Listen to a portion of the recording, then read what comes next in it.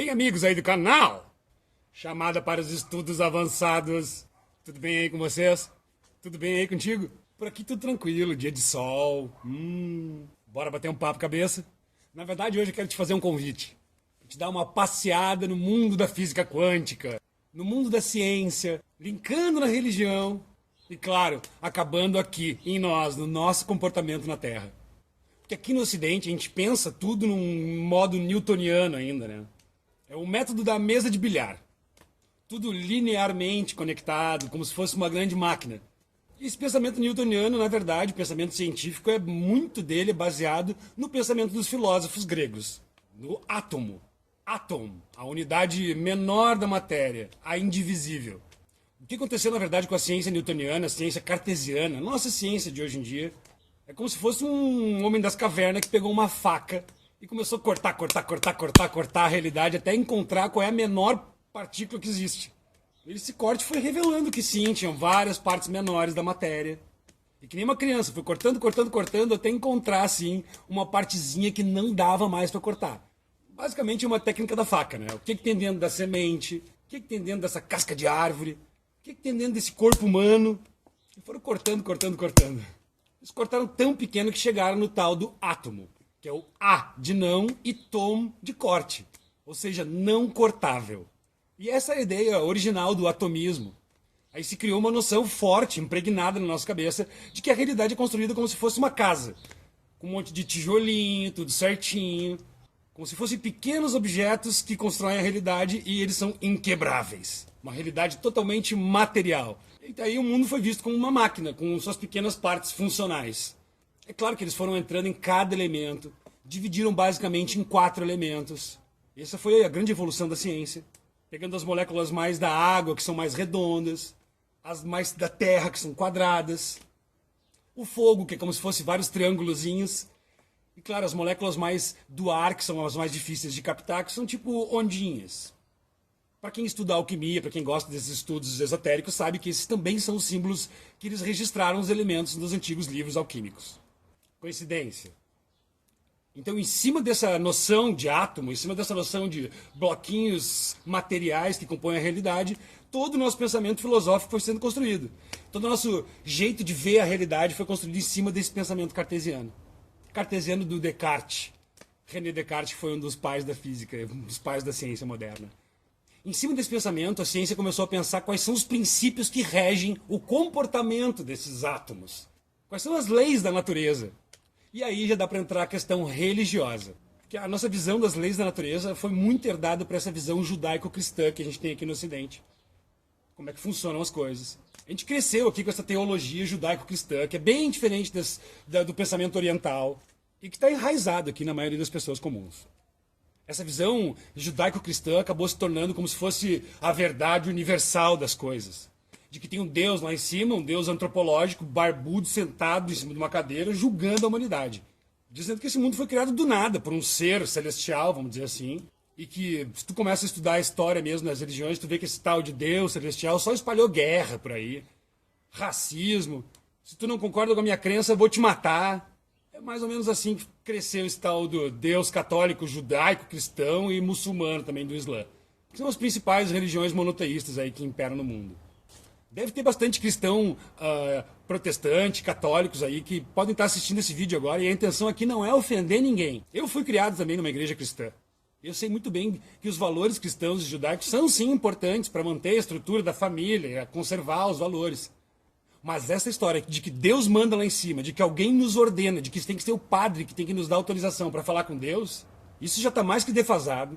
Essa história da mesa de bilhar, de que a nossa atitude aqui é designada, é baseada numa outra ação que bateu em nós, ou seja, está todo mundo se batendo e conectado, agindo parecido.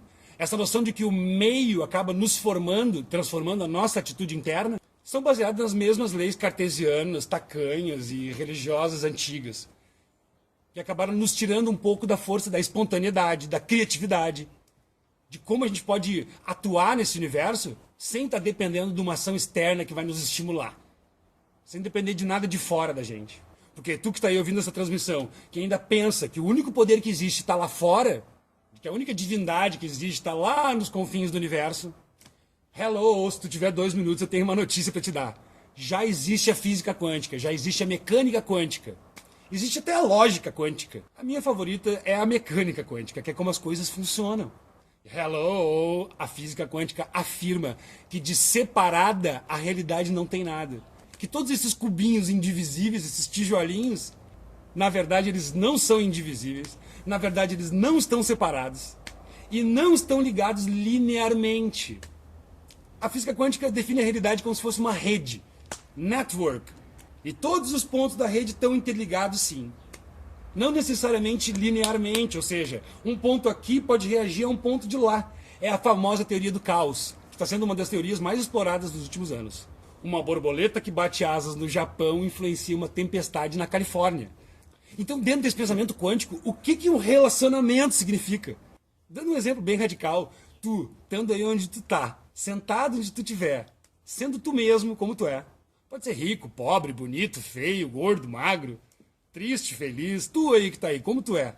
Seja você quem for, tu pode sim te conectar em qualquer realidade do universo. Tu pode te conectar aonde tu quiser.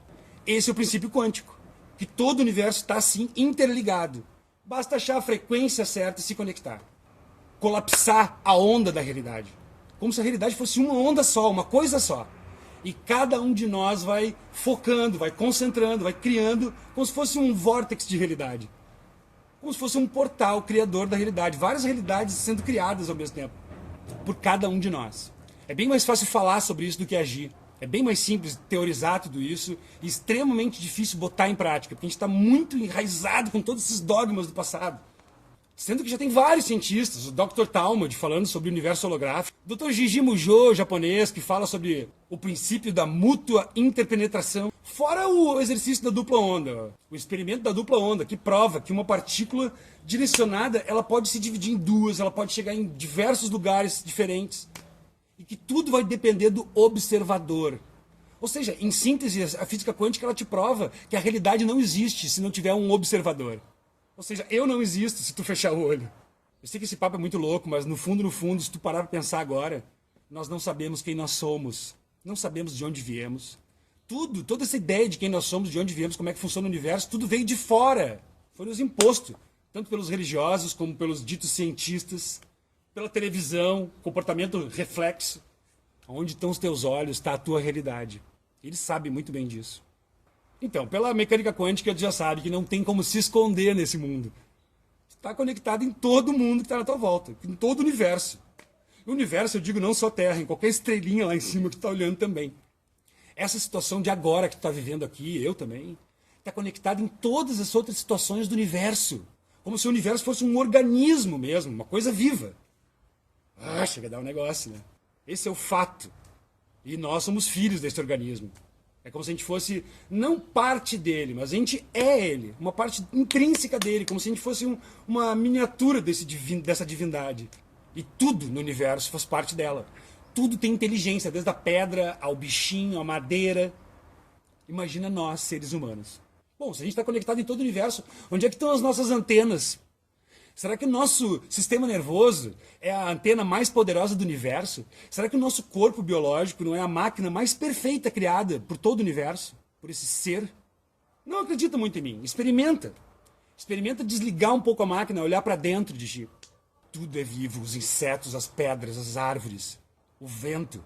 E tu pode até pensar e dizer e argumentar aqui. É bem legal que vocês comentem esse vídeo aqui embaixo. Não, porque o meio é o que forma a nossa personalidade. Porque o que vem de fora é o que forma quem tu é. Porque o que vem de fora é o que forma quem tu é. Tudo bem, cada um pode pensar como quiser. A gente tem que mesmo argumentar, questionar tudo. Não tem que acreditar em mim não aqui. Eu tô só batendo um papo com você. Mas a minha opinião sincera, que eu quero deixar registrada aqui, é que tu e o todo são uma coisa só. Para o universo existir, precisa de um observador. O universo, sim, é o único ser indivisível. Verdadeiramente indivisível. O um. Universo. O um e o verso. Nós somos o verso. Quem para saber melhor sobre nós mesmos do que o próprio sujeito? Quem de fora vai poder dizer melhor sobre quem tu é do que tu mesmo? Nos fizeram olhar para fora, para fora, para fora. Baixar a cabeça para deuses lá em cima. Para ter, consumir, consumir, consumir. E isso foi criando um mega portal de realidade. Foi criando a nossa realidade. A gente foi construindo com o nosso cérebro, com as nossas crenças, essa realidade que a gente está inserido agora. Eu falo isso muito por mim também, de tanto escutar de fora o que eu tenho que fazer, o que seria o certo eu fazer. Ah, Ozzy, porque tu tem que fazer isso. Ah, porque tu tem que fazer aquilo, porque tu tem que ser assim. Sempre alguém superior gritando lá de cima o que a gente fazia aqui embaixo. Chegou a hora de a gente agir contra esse sistema. Uma contracultura de verdade. Uma contracultura cósmica. Uma visão da quarta dimensão real. O que seria essa porcaria de quarta dimensão? Transição planetária. Se não seriam as dimensões internas da gente vindo para fora, vindo à tona. Essa multidimensionalidade sendo confirmada, existindo, coexistindo com a nossa. E aí cada um de nós começa a ser criador de realidade consciente. Isso faz toda a diferença. Que é isso que o planeta precisa muito agora. De criadores de realidade conscientes. Faz um exercício. Fecha o olho e começa a imaginar o mundo que tu quer, como tu quer que o mundo seja. O universo é energia. É luz. Luz que se densifica e acaba se tornando matéria. São frequências, são energias. E energia é informação. Nós podemos sim codificar essa realidade. Muito melhor do que agora codificando em cima da opinião dos outros. Chegou o momento da humanidade despertar para o próprio poder. Começa a perceber que sim, nós somos o universo. Nós somos o mundo. E cada um de nós tem um papel único e fundamental a desempenhar aqui nessa humanidade, nesse planeta, nesse orbe. E aí não tem satanista que nos segure. Não tem nova ordem mundial que nos pegue. A gente começa a entender que sim, existem inteligências muito maiores do que a gente, que estão aqui intervindo e ajudando a humanidade nessa transição. Uma nova era de ouro já está chegando, já está em cima. Muita coisa nova vai começar a acontecer. Muitos paradigmas vão ser destruídos. E quanto mais a gente for se entendendo, quanto mais a gente for se informando, mais e mais vai ser tranquilo essa transição. E quando uma mudança vem, a gente não está nem esperando, a gente é pego de surpresa e fica tudo muito mais difícil. Mas se tu já está antes entendendo a mudança, vendo ela acontecer no horizonte, tranquilamente tu vai se adaptar a ela. Milagres acontecem quando a gente vai à luta. Seja a sua melhor versão. A esperança caminha com cada um de nós. Cada um de nós pode sim criar uma nova realidade. Conectada nas forças cósmicas do amor, da criação, em Deus, chame como quiser. Acorde agora! Junte-se a nós!